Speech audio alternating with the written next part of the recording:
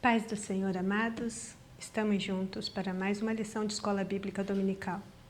Em mais um domingo, mais um dia do Senhor, em que vamos debruçar sobre a palavra do Senhor para aprendermos com o Senhor aquilo que Ele tem reservado para nós nesta manhã. Estamos discorrendo a respeito do Evangelho de João, falando sobre Jesus Cristo, o Filho de Deus, a verdade que transforma, e já chegamos na lição de número 6, e o título é O Grande Eu Sou, as declarações poderosas de Jesus Cristo. Vocês vão perceber que essa lição ela deu um salto. Ela passou do capítulo 3 de João, que foi visto na aula passada, para os capítulos 6, 8 e 11, sendo que na lição seguinte nós voltamos para o capítulo 4. Então, nós vamos nos deter hoje sobre aquelas declarações em que Jesus se apresenta como Eu sou. Veja que o texto áudio diz, disse-lhes Jesus, em verdade vos digo, que antes que Abraão existisse, eu sou. João 8,58. A verdade aplicada, Jesus Cristo é o Filho de Deus, enviado ao mundo para oferecer salvação a todos que creem nele, além de redimir, ele também sustenta e supre as necessidades daqueles que caminham com ele.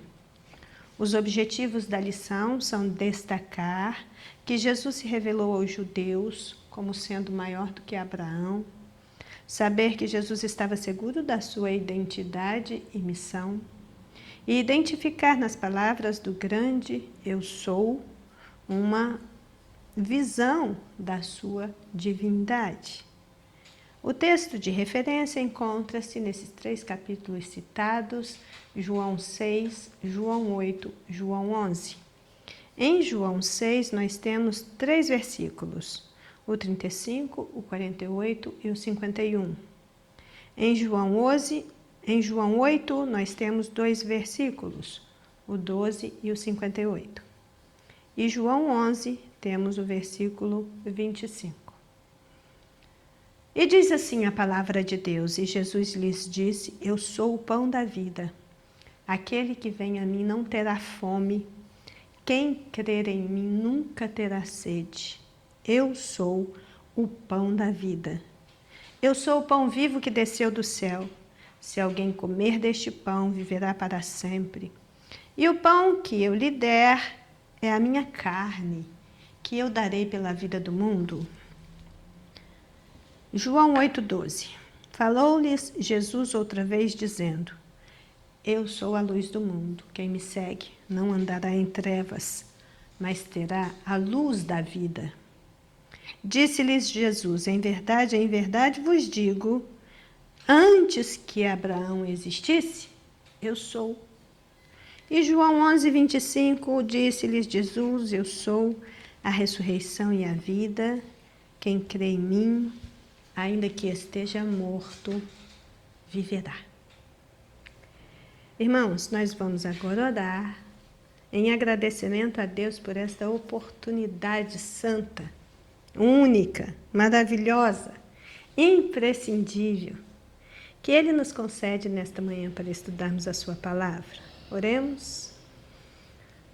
Senhor nosso Deus, nosso Pai, soberano do universo, Deus Criador e sustentador de todas as coisas, o Senhor é o nosso Deus para sempre e será o nosso guia até a morte. O Senhor nos enviou o seu Filho unigênito, para que estivesse conosco, que vivesse entre nós e desse a sua vida para a nossa salvação. E o Senhor também nos deixou o Espírito Santo Consolador, aquele que há de produzir a vida, manter a noiva até o dia do encontro com o noivo, que tem sustentado a vida da igreja nesta terra e que nos dá a oportunidade de estarmos na Tua presença nesse momento. Nos ajude a entender a Tua palavra. Fala, Senhor, porque os Teus servos estão ouvindo. Louvado seja o Teu nome para sempre. Assim oramos em nome de Jesus. Amém. Nós temos então diante de nós essa lição preciosíssima. E nós vamos perceber aqui na nossa introdução que ele está dizendo que nesta lição exploraremos as declarações de Jesus que evidenciam a sua divindade. Ele é a maior e mais completa revelação de Deus à humanidade. O Eu Sou se fez carne e habitou entre nós, tornando visível o Pai, demonstrando o seu poder, reconciliando a humanidade com Deus, oferecendo vida em abundância e consumando o plano da redenção. Através de suas palavras e obras, Jesus não apenas revelou a essência do Pai, mas também abriu caminho para a salvação eterna. Então, o que nós temos diante de nós nesses dias, em que estamos aí durante essa semana estudando essa lição, é que essas referências de Jesus a si mesmo como o grande Eu Sou, elas evidenciam realmente a sua divindade, mas elas estão postas dentro daquelas características, daquelas categorias de coisas que nós deveríamos até mesmo saber de cor. Porque isso entra num contexto em que Jesus estabelece diálogo com os seus discípulos e vai colocando suas particularidades para ser entendido como quem ele realmente é. Em Mateus 16:13, ele faz essa pergunta aos discípulos, estando com eles lá na Cesareia de Filipe. Ele diz: quem dizem os homens que eu sou? Ou quem dizem os homens ser o Filho do Homem? E então, com base na resposta dos discípulos e na nossa própria resposta a esta pergunta, nós vamos estudar um pouco sobre Jesus Cristo como o grande Eu Sou. O ser divino humano que, tendo deixado o seu trono de glória, vestiu a nossa humanidade, se fez carne e sangue, andou nessa terra, respirou esse ar, comeu nossa comida, vestiu nossas roupas, sentiu nossas dores, chorou nossas lágrimas, viveu todas as nossas mazelas para, no final, morrer por nós naquela cruz e nos tornar redimidos, purificados, justificados e santos, preparando-nos para aquele encontro com Ele naquele dia em que estaremos com Ele para sempre. Jesus declara-se a si mesmo como o Eu Sou. Ele vai referindo-se à sua morte, à sua ressurreição, ele fala da sua saída de entre os judeus, depois ele vai dizer que ele seria por eles buscado, no entanto eles morreriam nos seus pecados, e porque para onde Jesus estava indo eles não poderiam ir. Isso está em João 8:21. Os judeus não discerniram as palavras de Jesus porque eles possuíam uma natureza espiritualmente diferente da dele. Eles não conseguiam compreender. E então Jesus declara de forma explícita a sua identidade, a sua divindade, através do nome que coloca em si mesmo como o Eu Sou. E nós vemos então que com isso Jesus está respondendo e falando a respeito da sua íntima relação com o Pai que o enviou, que estava sempre com ele, porque Jesus fazia sempre aquilo que agradava ao Pai. Nós estamos estudando as particularidades do Evangelho de João e já dissemos em outros momentos que o Evangelho de João faz declarações que não constam nos outros evangelhos. E aqui nesse evangelho particularmente, nós temos 7 declarações que começam com essa afirmativa. E essas 7 declarações são: eu sou o pão da vida, em João 6. Eu sou a luz do mundo, em João 8. Eu sou a porta das ovelhas, em João 10. Eu sou o bom pastor, em João 10. Eu sou a ressurreição e a vida, em João 11. Eu sou o caminho, a verdade e a vida, em João 14. E eu sou a videira verdadeira, em João 15. Então, é com base nessas declarações que nós iremos refletir para pensar a identidade e a missão do Messias prometido. No ponto 1 da nossa lição, nós temos aqui: Jesus revela ser o Messias.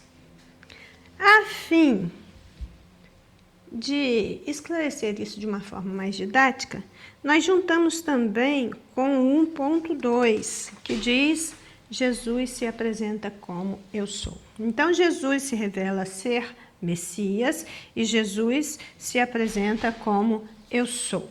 Juntando 1.1 com 1.2, nós vamos tecer alguns comentários gerais.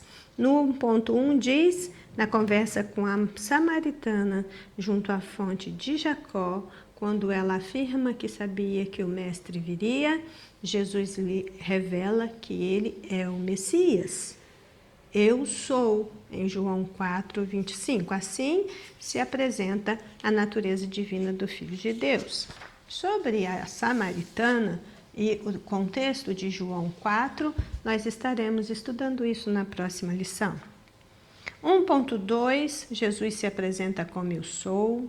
O nosso Senhor Jesus fez uso da expressão eu sou, juntamente com diferentes predicados, em vários momentos no exercício do seu ministério terreno, e assim revelou diversos aspectos da sua pessoa, da sua mensagem e das suas ações.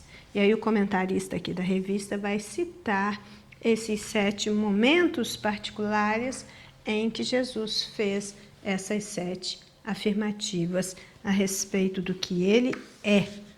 Não do que ele era, é do que ele é e sempre foi. Mas vejamos aqui.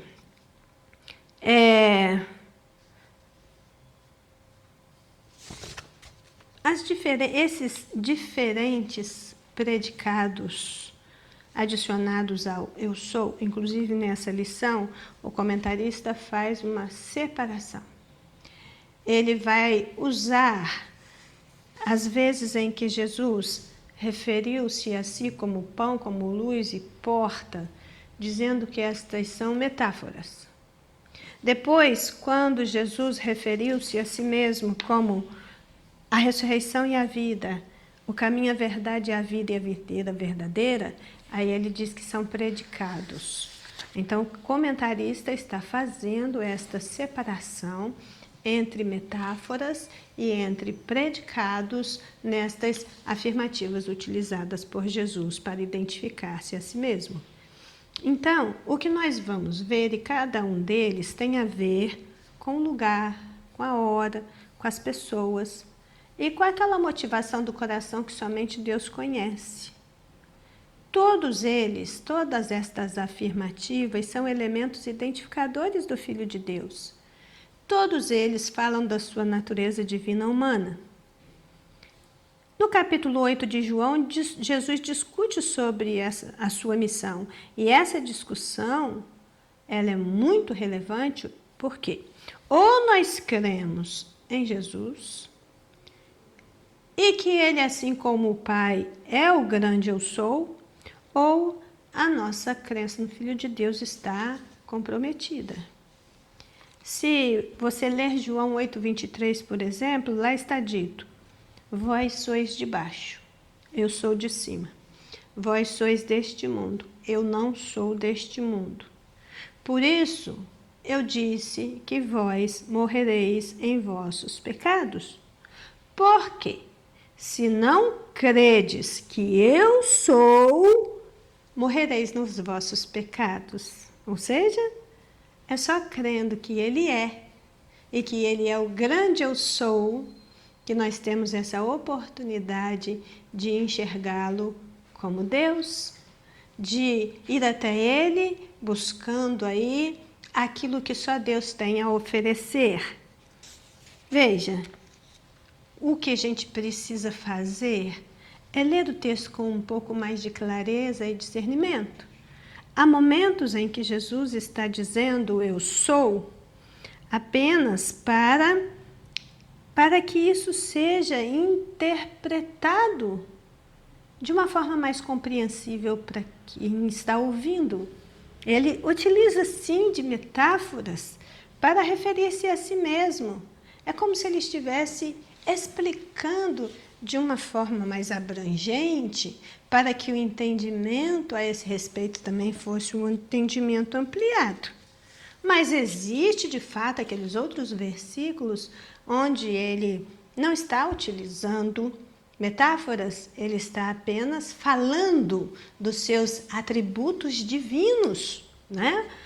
Quando ele diz eu sou a ressurreição e a vida, isso não é uma metáfora de jeito nenhum. Ele verdadeiramente é a ressurreição, ele verdadeiramente é a vida. Então isso é um predicativo, isso é um atributo, isso é aquele que identifica Jesus como o Filho de Deus.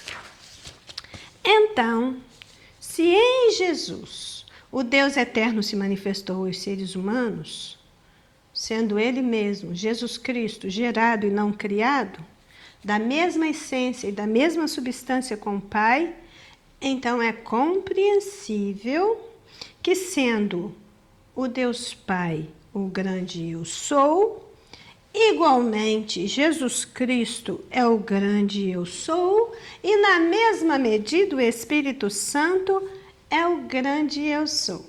Não são três grandes eu sou, apenas um. Não temos dúvida quanto ao fato de Jesus Cristo ser o grande eu sou.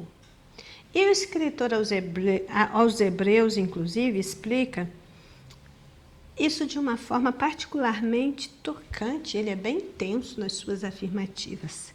Ele diz em Hebreus 1, de 1 a 3.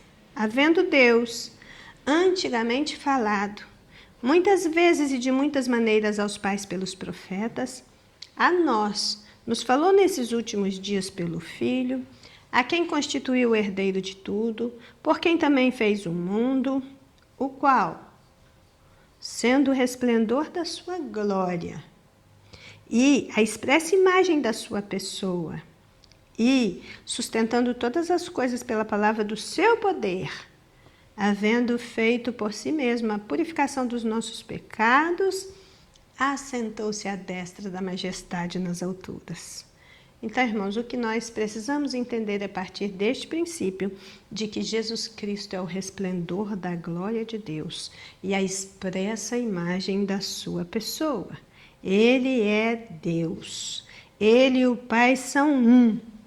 A glória de Deus é a manifestação da presença de Deus. Então, por isso mesmo, ele é chamado de Emanuel, o Deus conosco. No 1.3, nós temos o outro lado da moeda. Se nós temos no 1.1 Jesus Cristo se revelando como Messias, Jesus Cristo se apresentando como eu sou, o 1.3 vai nos levar lá no início do Antigo Testamento, quando o próprio Deus apresentou-se a Moisés por este nome, eu sou. E aqui diz que Deus se revelou ao seu povo com nomes diferentes. Mas no Monte Sinai, quando Moisés perguntou quem falava com ele por meio da sarça ardente, Êxodo 3,13, a resposta de Deus foi: eu sou o que sou, Êxodo 3,14.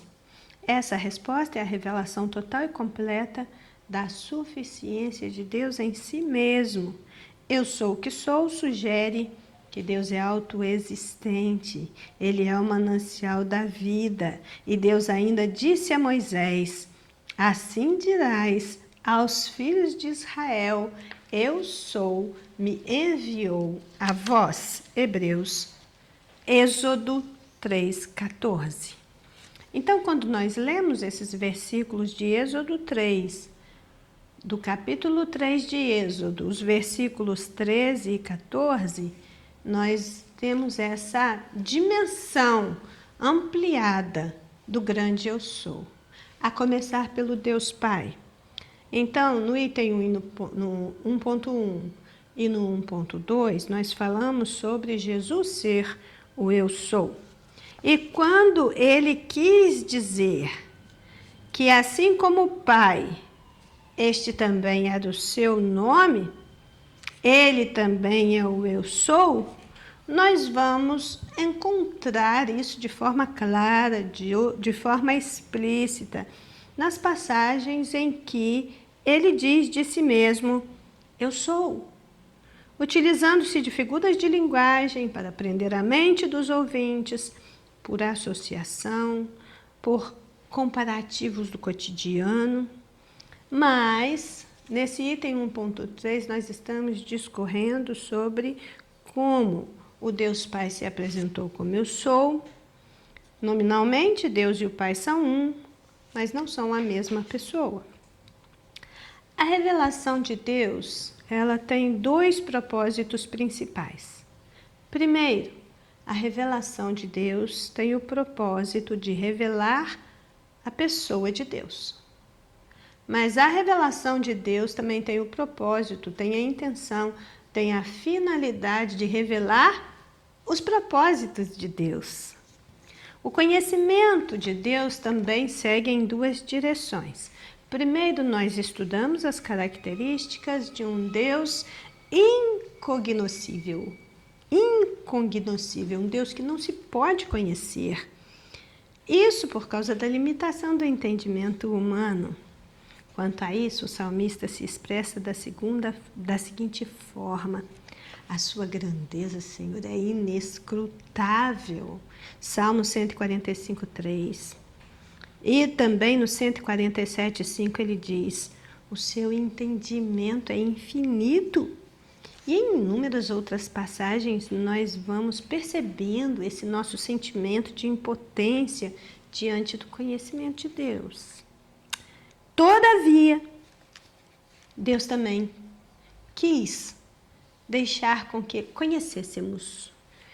E Ele revelou-se a si mesmo na sua palavra, sendo, portanto, também esse Deus cognoscível, que se pode conhecer. Nós vamos ver que dentro dessa esfera do conhecimento a respeito de Deus, que Ele mesmo permitiu que nós tivéssemos, nós vamos ver que esse conhecimento, ele é comparado ao reflexo de um espelho. É como se fosse um enigma, porque como diz Paulo em 1 Coríntios 13, em parte nós conhecemos, mas em parte nós profetizamos. Nesse sentido, Deus é cognoscível enquanto esse conhecimento não signifique simplesmente o fato de alguém possuir uma informação sobre ele. Trata-se de uma expressão que denota a autorrevelação de Deus em Jesus Cristo para a vida eterna. Não são apenas informações. É um conhecimento prático, substancial, necessário, relevante e que eu preciso ter e que você precisa ter se nós quisermos alcançar a vida eterna. E então, nós vamos ver que quando o Senhor se apresenta a Moisés, ele se apresenta através de um nome. Moisés diz para ele, mas e quando me perguntarem que Deus é esse que te mandou, o que eu vou dizer? Ele diz, você vai dizer, o eu sou me enviou. Esse é o meu nome. Então, lá em Êxodo 3,14, nós temos a expressão, eu sou o que sou. Interessante é que essa expressão também significa, eu serei o que serei.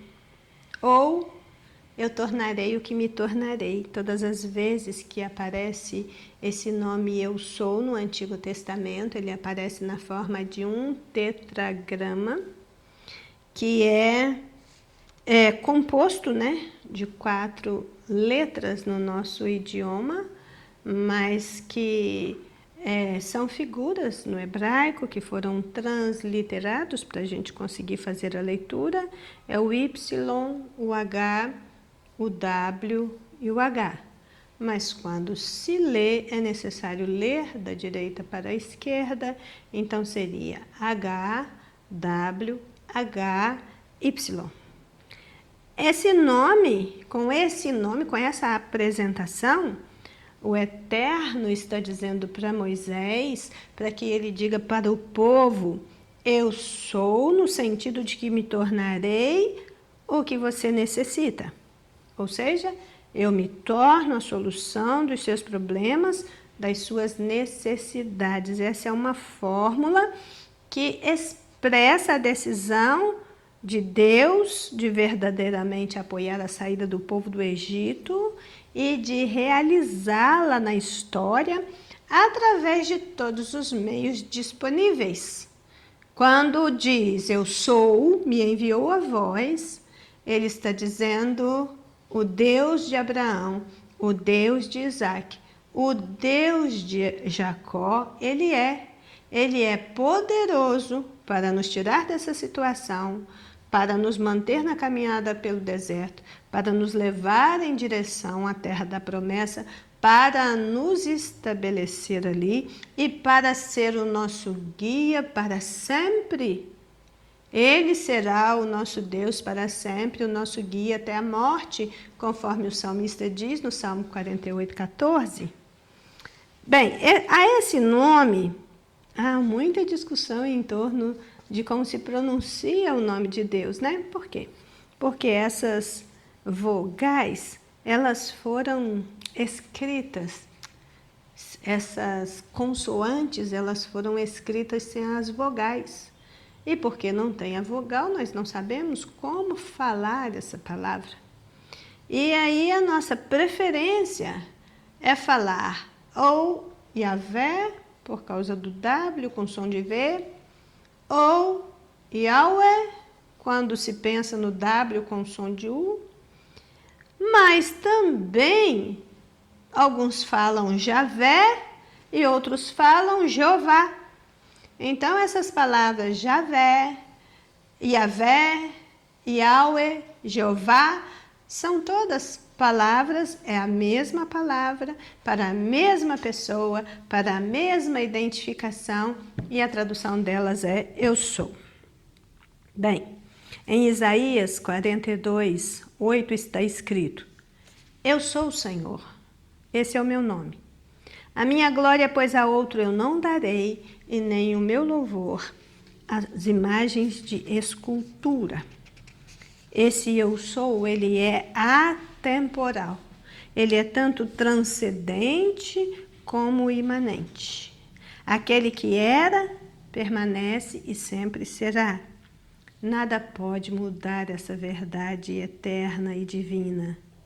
Por eu sou, o Eterno está dizendo: eu sou o alto e o sublime, que habita na eternidade, cujo nome é santo. Todavia, eu sou o que sou, no sentido de que me tornarei a solução do que precisar. Na doença eu sou a cura, no perigo eu sou o escape, no aperto eu sou o alívio, na aflição eu sou o bálsamo, na privação eu sou a bonança, eu sou o que sou e sempre serei.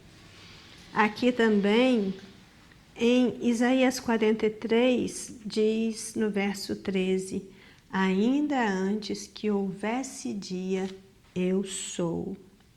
E João 8,58, que faz parte aqui do nosso contexto da lição, disse-lhes Jesus: em verdade vos digo que ainda antes que Abraão existisse, eu sou. Aquele que está na eternidade com o Pai e que é um com o Pai, pode dizer a mesma coisa enquanto está nesta condição humana e divina. E então passamos para o segundo ponto da nossa lição. Nesse primeiro ponto, nós vimos que Jesus se apresentou como Messias, que Jesus disse que ele é o eu sou, e que Deus, no Antigo Testamento, se identificou como eu sou para Moisés. Agora, no segundo ponto, nós temos aqui o título Jesus, Pão, Luz e Porta. Nesse tópico veremos 3 metáforas. Veja aqui, o comentarista está usando a palavra metáforas. Então, quando Jesus diz, eu sou a porta, ele está dizendo isso, eu sou a porta. Eu não sou o grande eu sou e a porta, ele está dizendo eu sou a porta, eu sou a luz, eu sou o pão. O que Jesus está fazendo é expressando algo em relação a si mesmo e aspectos relevantes do seu ministério terreno. Jesus foi pão e é pão ainda hoje. Jesus foi luz e é luz ainda hoje. Jesus foi porta e continua sendo a única porta. E aqui, nesse contexto, nós vamos ver que toda metáfora é um recurso, é uma figura de linguagem, foi muito utilizada por Jesus em diferentes momentos para se fazer entender e para despertar a reflexão. 3.1, o pão da vida. E aqui está dito, Jesus é o pão da vida, que veio dar a vida aos homens. Isso significa que ele alimenta a alma como o pão alimenta o corpo. E nós temos aqui uma série de outros comentários colocados pela revista e com um comentário adicional de MacArthur, no seu comentário de 2019, onde ele também escreveu sobre o fato de Jesus ser o pão da vida. João 6,35 é o versículo de referência desse item. Eu sou o pão da vida, aquele que vem a mim não terá fome, e quem crer em mim nunca terá sede. João 6,48 a 58, Jesus vai discorrendo com mais detalhes o que é ser pão, o que é se alimentar dele. Eu recomendo fortemente que você faça uma leitura do capítulo 6 de João, desses versículos 48 a 58, com atenção. Esta é a primeira das 7 declarações no Evangelho de João, onde Jesus diz, eu sou. Nos versículos 36 a 46, Jesus fala do propósito para o qual ele desceu do céu, que foi para fazer a vontade do Pai que lhe enviou. Jesus expressa que a vontade do Pai é que ninguém se perca, mas que todos tenham a vida eterna.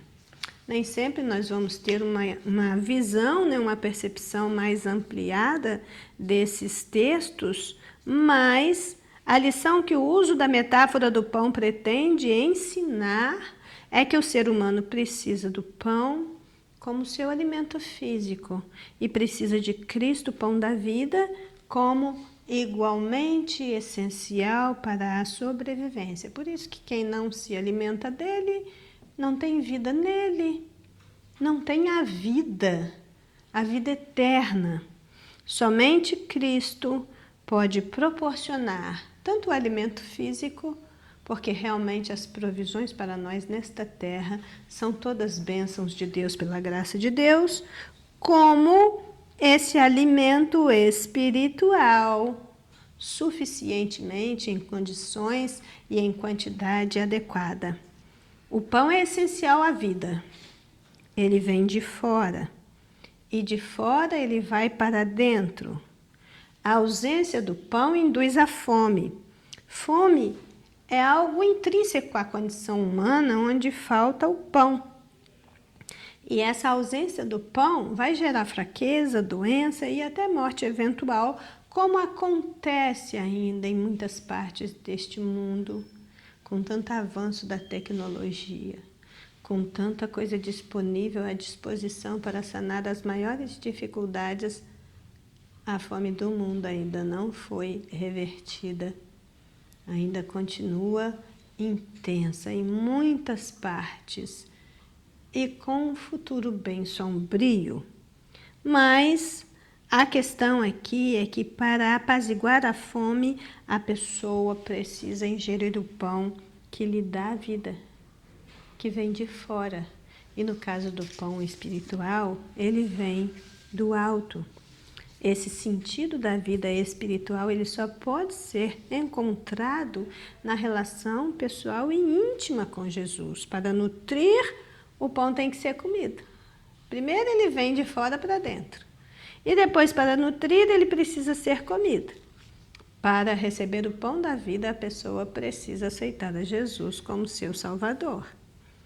Veja que nós temos aí o rito da Santa Ceia, que é um rito cristão, sistemático, orientador da vida, necessário a todo aquele que se converte, se torna discípulo de Cristo.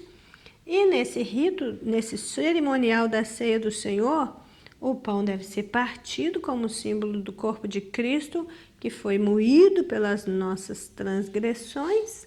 Por quê? Porque Cristo é um corpo quebrado, um corpo moído, um corpo partido, e ele é pão para todos os membros do seu corpo, que é a igreja. Mais do que um mero símbolo, quando nós participamos deste alimento sagrado, que é o pão consagrado na ceia do Senhor, nós estamos fazendo uma declaração de que nós somos filhos de Deus, de que nós somos membros do seu corpo. E aí, quando Jesus afirma em João 6,48, eu sou o pão da vida, há diferentes aspectos aí envolvidos nesta declaração. O que nós precisamos partir é da premissa de que a carne e o sangue de Cristo verdadeiramente é comida e é bebida. E ele diz, quando ele está discursando em João 8, quem come a minha carne e bebe o meu sangue tem a vida eterna, e eu o ressuscitarei no último dia, porque a minha carne verdadeiramente é comida e o meu sangue verdadeiramente é bebida. O próximo tópico é Jesus referindo-se a si mesmo como a luz do mundo. E aqui diz que somente um encontro pessoal com o Filho de Deus pode iluminar a nossa vida. Eu sou a luz do mundo. Quem me segue não andará em trevas, mas terá a luz da vida. Sabendo que Jesus Cristo é a luz, o cristão pode brilhar em meio às trevas deste mundo. Então, é muito interessante, Porque nós temos alguns versículos aqui, quando estamos pensando nessa metáfora da luz, que nos fazem refletir de um modo um pouco mais abrangente. Primeiro, Jesus disse, eu sou a luz do mundo. Depois, nós temos Mateus 5, 13 a 16, dizendo, vós sois a luz do mundo. Então, Jesus disse de si mesmo, eu sou a luz do mundo. E depois, lá no Evangelho de Mateus, ele vai dizer, vocês são a luz do mundo. Olha que coisa interessante para se pensar. E entre uma coisa e outra, eu acho, em Provérbios capítulo 20, no versículo 27, um ponto de contato muito interessante. Diz Provérbios 20, 27, o espírito do homem é a lâmpada do Senhor, que esquadrinha todo o interior até o mais íntimo do ventre. Bem, o que nós temos aqui é uma coisa de muita importância. Por quê? Porque Deus continua sendo o fogo deste mundo, o fogo eterno, a luz imarcessível, o princípio vital. Deus continua sendo essa presença eterna, poderosa, penetrante em todos os lugares. Onde Ele chega, toda a treva é dissipada, mas o espírito humano é depositário do fogo do Senhor, da luz do Senhor. Ele é o receptáculo apropriado para captar e para manifestar a natureza divina. Quando a luz do Senhor, o fogo do Senhor, encontra a lâmpada do Senhor, então esse espírito humano que é a lâmpada do Senhor se acende e começa também a iluminar clara e firmemente. E agora essa pessoa acesa pelo Espírito Santo, ela também traz luz para a escuridão, ela também passa a servir de guia, ela também oferta calor e luz resplandecente e vai iluminando o caminho em vez de desnortear. Na claridade, as sombras do medo, as sombras do pavor não subsistirão, porque onde chega a lâmpada do Senhor, chega a luz do Senhor. O espírito do ser humano é a lâmpada do Senhor, e quando essa lâmpada é acesa, ela é a luz divina brilhando nas trevas deste mundo. Então, uma coisa que nós precisamos pensar quando Jesus refere-se a si mesmo como luz e a nós também como luz, é porque a luz não escolhe onde brilhar. Ela brilha sobre os bons, sobre os maus. Ela brilha em lugares aprazíveis e também em locais muito inóspitos. Assim é Cristo. E assim deve ser todo cristão no desempenho da sua missão de luz do mundo, espargindo a luz do Evangelho de Cristo sobre tudo e sobre todos. Um ponto muito importante, muito relevante, é que a luz também é doadora de vida. Sem luz não há vida. Sem a luz não haveria vida na Terra, pois boa parte da existência de um organismo é utilizado na obtenção de matéria para a formação do seu corpo, de energia para suas atividades vitais. As relações alimentares entre os seres vivos dependem de maneira direta ou indireta da luz, pois sem ela não há produção de matéria orgânica para nutrir as espécies. Sem ela não há nada. No princípio, quando Deus criou todas as coisas, Ele disse: haja luz. Ele trouxe o princípio da vida. Assim como a luz de Cristo é o combustível que acende as nossas lâmpadas, sendo Ele mesmo a nossa luz, nós agora, como cristãos, devemos receber dele a energia, receber o dom da vida e fazer o que fomos chamados para fazer, assim, a fim de trazer para os outros a luz do Senhor.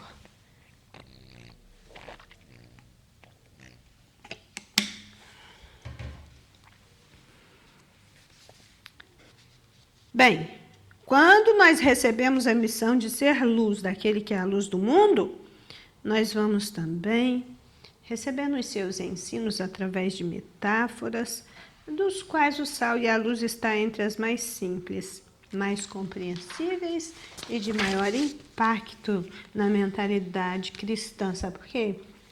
O sal age no interior, ele age lá dentro, ele não aparece, ele está encoberto, mas a luz, ela envolve tudo externamente. E penso eu que se o sal representa a santificação, aquela coisa interior que vai temperando, que vai dando gosto, que vai dando vida, que vai tornando saudável, a luz certamente representa o testemunho, aquilo que é visível, aquilo que aparece para todo mundo. Certamente, então, é santificação e testemunho que precisamos para nos manter na presença de Deus, seja em que século for. E somente é a luz do Senhor quem foi iluminado por ele. Óbvio, não? Por fim, o 2.3 nos fala da porta das ovelhas. E aqui diz: o Filho de Deus é a porta, por onde entram o frescor e a vida. A porta pela qual podemos passar e encontrar pastagens. Somente por ele as ovelhas, os crentes, podem entrar no aprisco, que é o reino de Deus, e receber a salvação. Bem, aqui nós temos em João capítulo 10, dos versículos 7 a 9, Jesus se apresentando como a porta, e ele diz: tornou, pois, Jesus a dizer-lhes: em verdade vos digo que eu sou a porta das ovelhas. Todos quantos vieram antes de mim são ladrões e salteadores, mas as ovelhas não os ouviram. Eu sou a porta, se alguém entrar por mim, salvar-se-á, entrará, sairá e achará pastagem. Nós, lendo aí sobre a palavra porta na Bíblia, nós vamos encontrá-la pelo menos por 370 vezes espalhadas em diferentes versículos. E a citação da palavra porta, ela é sistemática e recorrente do Gênesis até o Apocalipse, o que nos leva a refletir sobre a relevância do seu emprego nas Escrituras. Em Apocalipse, lá no finalzinho, no capítulo 3, no verso 8, Jesus vai dizer: conheço as tuas obras. Eis que diante de ti pus uma porta aberta e ninguém a pode fechar. Tendo pouca força, guardaste a minha palavra e não negaste o meu nome. O que nós temos aqui é uma exposição a respeito do reino espiritual de Deus, que é formado por todas as pessoas salvas, desde Adão até o fim dos tempos. E dentro da doutrina bíblica do reino de Deus, nós vamos ter outras manifestações desse reino. Todavia, isso não é uma discussão para esse momento. Mas, se nós somos cidadãos do reino de Deus, nós deveríamos desejar mais, conhecer mais sobre esse reino. Veja que o reino de Deus é todo o território dominado pelo soberano Deus, e eu e você somos súditos deste Deus e deste reino. Mas ninguém faz parte automaticamente deste reino ou nasce dentro dele. Ele precisa ter sido salvo para dentro dele através do novo nascimento. E é desse reino que Jesus está falando, por exemplo, para Nicodemos, no que nós já estudamos na lição passada, lá em Mateus 6:33. Nesse reino, Jesus governa sobre os crentes, e esse reino espiritual, o reino que Jesus trouxe com ele, é o que existe na época atual. Na entrada para esse reino há uma porta. Ela é a porta da salvação que se abriu na Era da Graça e que permanece aberta nessa dispensação da igreja, sendo que ela estará aberta sim até a consumação dos séculos. E ninguém a pode fechar. Deus nos abriu a porta e nos reconciliou. Apenas Ele pode abrir, apenas Ele pode fechar. Para aqueles que, ainda que com pouca força, guardam a palavra e não negam o seu nome santo, essa porta jamais irá se fechar. E Deus ainda tem uma palavra para aqueles que tentam fechá-las. Hoje, o empreendimento do mundo para fechar a porta da salvação, ele é estratosférico. Mateus 23:13 diz: mas ai de vós, escribas e fariseus hipócritas, porque fechais aos homens o reino dos céus.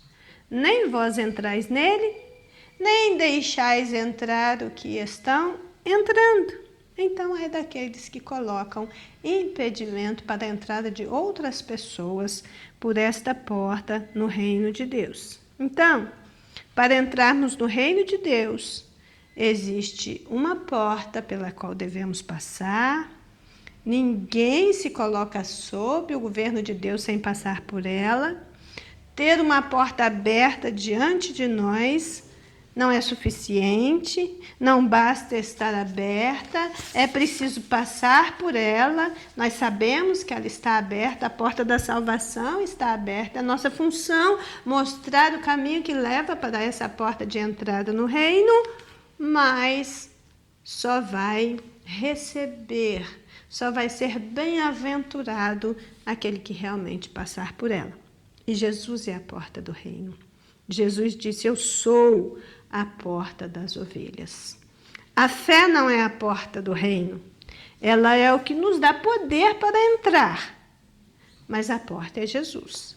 E entrando pela porta que é Jesus, nós temos diante de nós um novo e vivo caminho, que Ele mesmo nos consagrou pelo véu, isso é, pela sua carne rasgada, conforme Hebreus 10:20. Este caminho nos leva exatamente para o interior do véu, para o lugar santíssimo, onde Jesus já entrou por nós. Isso segundo Hebreus 6, versos 18 e 19. Nós temos realmente muitas coisas relevantes a falar sobre isso, mas nos versos 1 a 5 de João 10, Jesus contou uma parábola para os seus ouvintes que não a entenderam. E aí, no verso 5 diz, no verso 7, Jesus disse-lhes esta parábola, mas eles não entenderam o que ele lhes dizia. Verso 6. O passo seguinte foi a afirmativa de Jesus. Tornou Jesus a dizer-lhe: eu vos digo, eu sou a porta das ovelhas. Então, nós estamos no capítulo 10 de João, do verso 1 ao 5, Jesus contou a parábola. O verso 6 disse que eles não entenderam o que ele estava dizendo, e aí no verso 7 ele vem com a explicação. Jesus está dizendo, é verdade? Na verdade, o que eu estou falando para vocês é que eu sou a porta das ovelhas. Em verdade, nessa frase está representando uma mudança na narrativa. Ele está saindo da parábola para a explicação, que começa com Jesus e a sua natureza divina. Então, o que nós temos neste contexto é muito relevante. Por quê? A bondade do sumo pastor é tão grande que não há comparação possível. Ele não é só a porta das ovelhas, ele é o sumo pastor das ovelhas. Não existe pastor como ele. Alguns levantarão essa questão, como Jesus pode ser ao mesmo tempo a porta e o pastor? Mas isso significa estar muito limitado pelos detalhes da palavra, porque o que está sendo posto é que ele certamente é a porta do aprisco, a única entrada para a vida, como também ele é o pastor das ovelhas, o único que se preocupa suficientemente para dar a sua vida pelas ovelhas. Então, se é porta, se é pastor, se é alimento, se é luz, quando isso é utilizado nas Escrituras, em consonância com aquilo que Jesus é, isso está nos dizendo que Ele é tudo que nós precisamos em qualquer tempo. A sua grandiosidade, a sua força, o seu poder, a sua magnificência, a sua soberania, a autoridade, faz dele o único, incomparável, eternamente. É disso que se trata os tópicos 1 e 2. E já caminhando para a conclusão, o tópico 3 tem por título Jesus, a ressurreição e a vida. O caminho, a verdade e a vida. E a videira verdadeira. E diz aqui que neste tópico vamos refletir sobre mais alguns predicados. Até então estava se referindo a metáforas. E agora nós estamos referindo a predicados. Então, predicado, né, é o mesmo que característica inerente, atributo. Predicado é aquilo que fala do que é próprio. E Jesus veio para restaurar, conceder vida, mediar a relação entre o ser humano e o Pai Celestial e proporcionar as condições necessárias para frutificarmos conforme o propósito divino para a glória de Deus. 3.1 A ressurreição e a vida. Aqui, o comentarista está descrevendo a morte de Lázaro, destacando a dor de Marta pela perda do irmão e dizendo para Jesus no 11:21, Senhor, se tu estivesses aqui, meu irmão não teria morrido. Mas lá no versículo 23, Jesus disse a Marta que Lázaro haveria de ressuscitar. Talvez Marta não acreditasse que isso seria possível pelo poder de Jesus e afirmou que sabia que seu irmão haveria de ressuscitar na ressurreição do último dia. Verso 24. Entretanto, para que ela reconhecesse o poder do Filho de Deus, ele se apresentou como a ressurreição e a vida. E em seguida, Jesus ressuscitou Lázaro. Bem, há muito a se falar nesse trecho, nesse contexto. Nós podemos ler em João 11, 25, 43 e 44, exatamente o que foi isso. Disse-lhe Jesus: eu sou a ressurreição e a vida. Quem crer em mim, ainda que esteja morto, viverá. E tendo dito isso, clamou em grande voz: Lázaro, vem para fora. E o defunto saiu, tendo as mãos e os pés ligados com faixas, seu rosto também envolto num lenço, e disse-lhes Jesus: desligai-o e deixai-o ir. Veja que quando Jesus falou, eu sou a porta, ele estava se comparando a algo físico, material, para que através dessa figura as pessoas tivessem um entendimento, uma ideia mais abrangente de quem ele é. Mas quando Jesus declara-se a si mesmo como a ressurreição e a vida, ele já não está fazendo comparação alguma, mas uma afirmativa a respeito de si mesmo. Ele tanto está descrevendo aquele momento, ao final do período previsto para que permanecesse no seio da terra, como também ele está falando daquele momento em que ele haveria de ressurgir vitorioso. E assim foi. Como está referindo-se à sua divindade como Criador de todas as coisas, nós podemos nos lembrar de João 1,3, onde lemos: todas as coisas foram feitas por ele, e sem ele nada do que foi feito se fez, e aquele que fez é poderoso para refazer, aquele que deu a vida é poderoso para tornar a dar. Então, nós precisamos, nesse contexto, nessa leitura, fazer uma retrospectiva maior do que foi a ressurreição de Jesus Cristo, mas também, com base nisso, entender que não existe impossíveis para ele, nem a morte.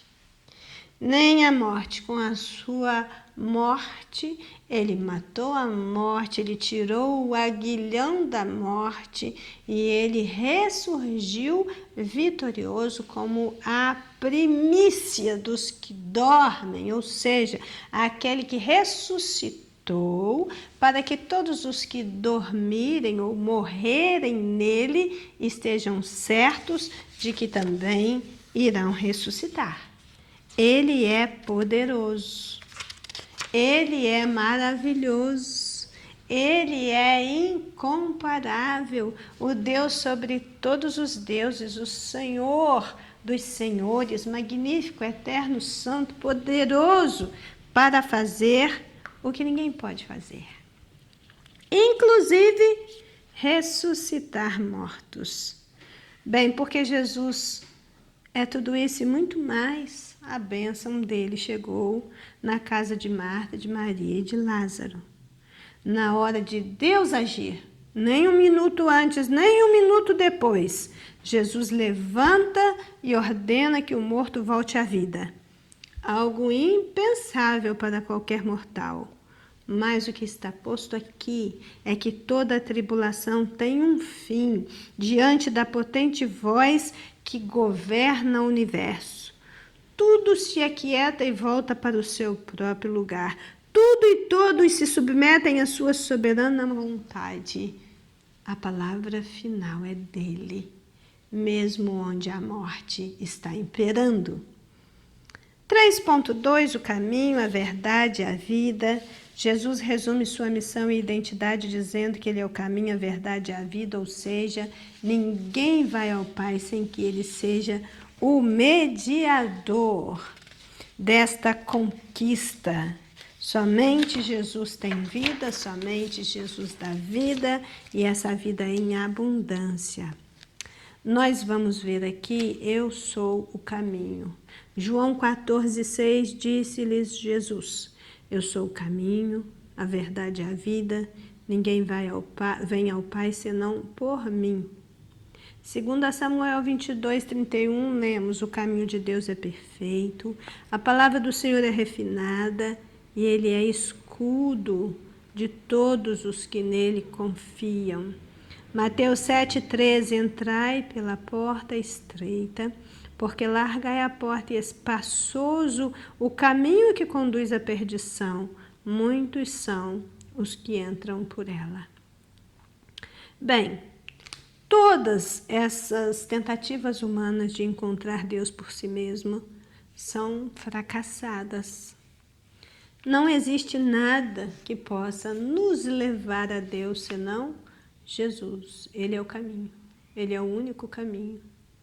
Não existe nada nesta terra, nesse mundo, que possa burlar o caminho, entrar de um outro meio, de uma outra forma, através de outro Deus. Nós estamos falando aqui de um exclusivismo religioso colocado pelas Escrituras e sustentado ao longo dos séculos, porque a questão da pluralidade religiosa, ela não funciona no contexto das Escrituras. O que a Bíblia fala, o que a Bíblia fundamenta, o que a Bíblia nos dá de direcionamento é que só existe um caminho, e esse caminho é Jesus. A salvação encontrada nesse caminho é apenas ela que promove a união do homem com Deus. Uma vez salvo, os olhos são abertos, os ouvidos se tornam atentos, todos os sentidos ficam apurados para reconhecer a soberania de Deus, para buscar a presença de Deus, para entregar-se incondicionalmente à sua santíssima vontade. E este é o caminho apontado pelas Escrituras. Há apenas um caminho para restaurar a aliança do homem com Deus, que é Jesus Cristo. Aquele que recebe Jesus pela fé como único e suficiente Salvador, arrepende dos seus pecados, recebe o novo nascimento, é justificado pela fé, vive em processo de santificação. Somente assim pode afirmar que está salvo. Uma vez tendo encontrado esse caminho, achar o caminho, nos coloca frente a frente com a verdade. E é pela verdade que nós chegamos à vida, adquirimos a vida e passamos a ter nova vida. O Salmo 86:11 diz, ensina-me, Senhor, o teu caminho e eu andarei na tua verdade. Une o meu coração ao temor do seu nome. Aqui o que temos a dizer é que o verdadeiro discípulo de Cristo e cidadão dos céus anda na verdade. Só pessoas de verdade, com uma fé de verdade, com uma vida de verdade, tementes verdadeiramente a Deus, irão desenvolver as habilidades específicas para interagirem positivamente a favor do reino de Deus. Homens e mulheres de verdade escutam o Senhor, se dispõem a andar pelo caminho por Ele, a fim de fazer a obra com excelência e agradá-lo em todas as coisas.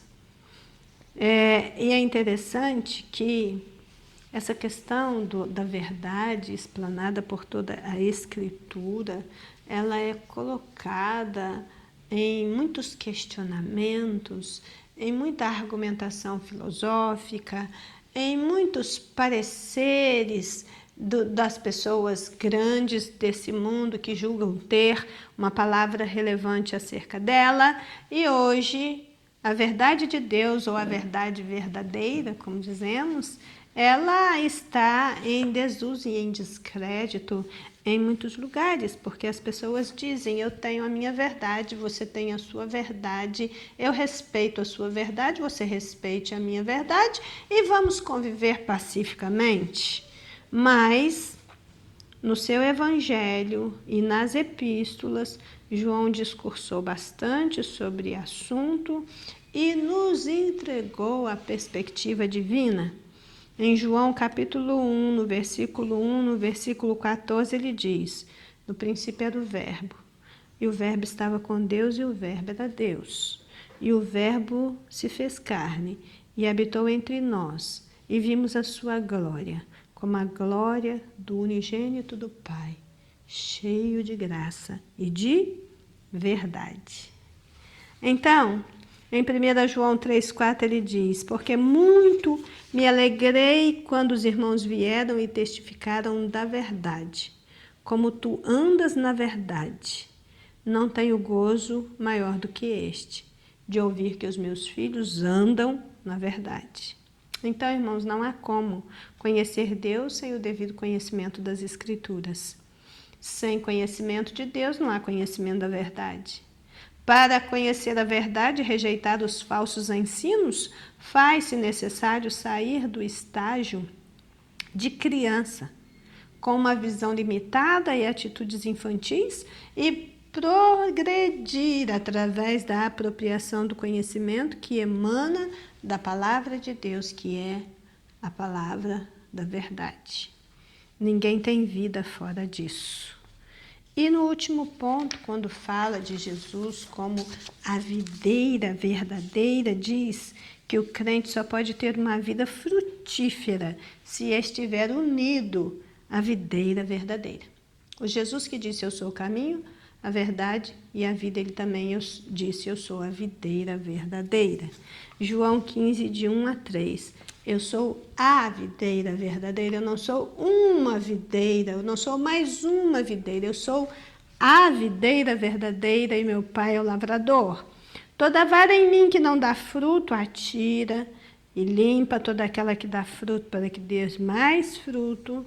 E vós já estáis limpos pela palavra que eu vos tenho falado.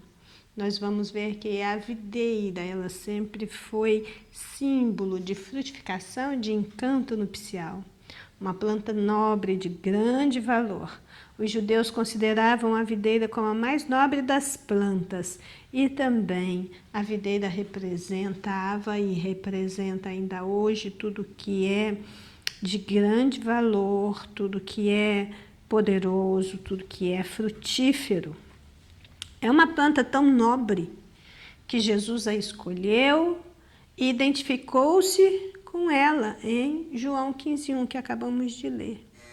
Ele também escolheu o suco da vide, o suco do seu fruto, para figurar como símbolo do seu sangue.